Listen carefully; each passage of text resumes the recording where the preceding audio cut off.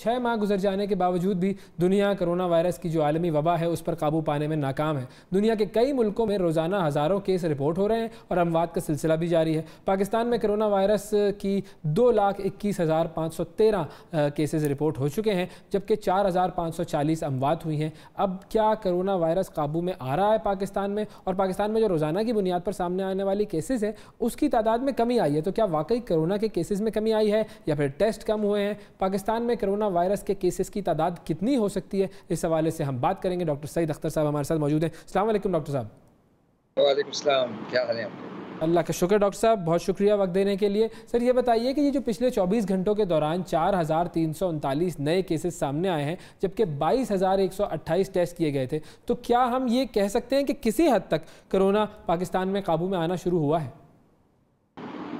देखिए, ये जो एपिडेमियोलॉजी में और बायोस्टैटिस्टिक्स में इंडिविजुअल नंबर्स मैटर नहीं करते, ट्रेंड्स मैटर करते हैं।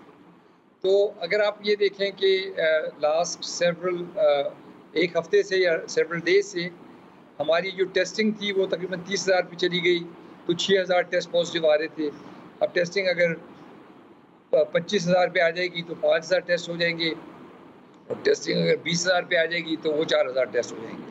तकरीबन 20% वो बनता है।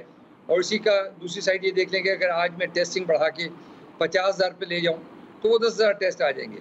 तो मेरे नज़र में अभी कोई बहुत खातिर ख्वाह मेजर इम्प्रूवमेंट नंबर्स के हिसाब से मैं नहीं देख रहा। लेकिन एक बात बड़ी खुशाइन है और बहुत पॉजिटिव है कि अस्पताल में जो मरीज आ रहे थे उनका नंबर कुछ कम हुआ है। तो ये एक जो अच्छी बात है वो ज़रूर करनी चाहिए।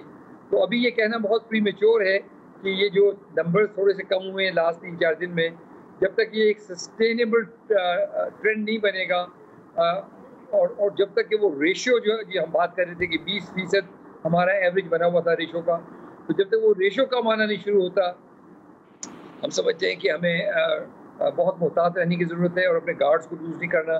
और उसमें जो प्रोसीजर, इन सारी चीज़ों में जो मोस्ट इम्पॉर्टेंट चीज़ है वो ये है कि मिटिगेटिंग फैक्टर्स क्या है, क्या वो चीज़ें हैं जो हम कर रहे हैं जिससे चीज़ें बेहतर हो सकती हैं। तो हमने कोई अच्छी चीज़ें शुरू की हैं, मसलन हम SOPs पे कुछ थोड़ा बहुत फॉलो अप करना शुरू किया है, तो हमें मेक श्योर करना चाहिए कि हम उसको फॉलो करते रहें। कोई चीज़ स्मार्ट लॉकडाउन के नाम से शुरू हुई है, तो अच्छी चीज़ है वो भी। इवन तो मेरे नज़र में वो स्मार्ट लॉकडाउन नहीं है, वो टारगेटेड लॉकडाउन है, कोई हर्ज नहीं उसके अंदर, वो अच्छी चीज़ है। ये थोड़ा सा फ़र्क समझ लें। स्मार्ट लॉकडाउन जो है वो डेटा ड्रिवन होता है, उसमें ये होता है कि पूरी पॉपुलेशन में एट रैंडम आप सैम्पलिंग करते हैं और फिर जहाँ जहाँ भी सिम्टोमेटिक एसिम्टोमेटिक लोग हैं उनको आइसोलेट करते हैं और उसके बाद फिर उनकी कॉन्टैक्ट ट्रेस करते हैं।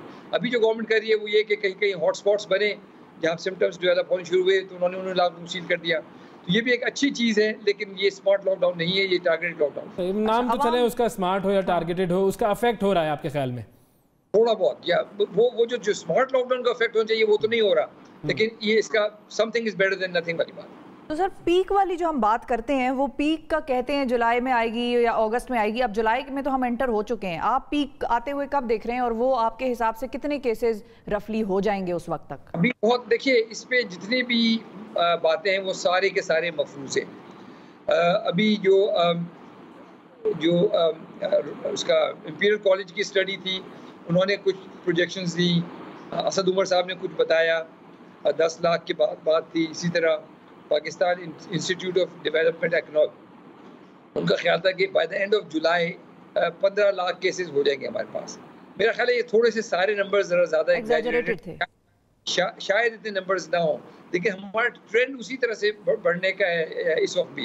यानी इन अदर वर्ड्स, जो जिस दिन मैं उस दिन बड़ा खुशी महसूस करूँगा कि हम 20,000 टेस्ट करें तो हमें हमारे 2,000 टेस्ट पॉजिटिव आए खाली, बजाय 4,000 के। तो उसका मतलब और ये भी एक दिन की बात नहीं होगी। मैंने जैसी बात कही कि वो हफ्ते 2 हफ्ते जब वो नंबर सस्टेन करता है तो उसको हम ट्रेंड कहते हैं। ये 1 या 2 दिन के नंबर्स पे कोई भी बात करना बिल्कुल दिल को खुश करने वाली बात है।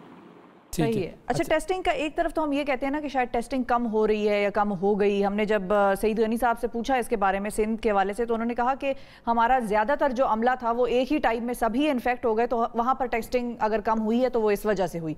अब बाकी इलाकों में क्या सूरत हाल आपको पता चल रही है कि टेस्टिंग जो है वो क्यों कम हो रही है? और आवाम का भी रुझान बताइएगा कि क्या आवाम भी उसी तरह से टेस्ट कराने आ रहे हैं जिस तरह से शुरुआत में आ रहे थे?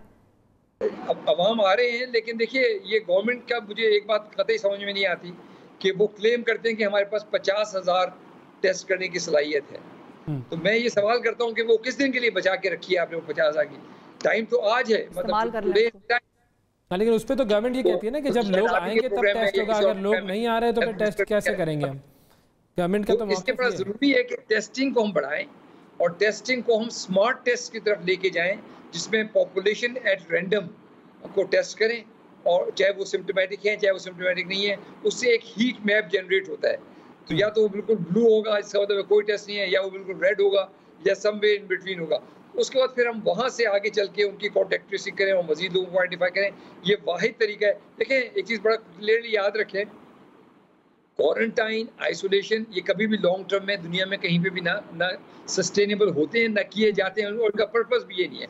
इनका पर्पस ये है कि स्ट्रिक्टेस्ट फॉर्म में एक चीज़ को कंटेन करके और उसकी कमर तोड़ दें लोगों को आइडेंटिफाई करने के लिए। ये जो वायरस है ना, ये इसकी उम्र को इंडेफिनिट नहीं है, तो या तो ये इंडेफिनिट उम्र नहीं है।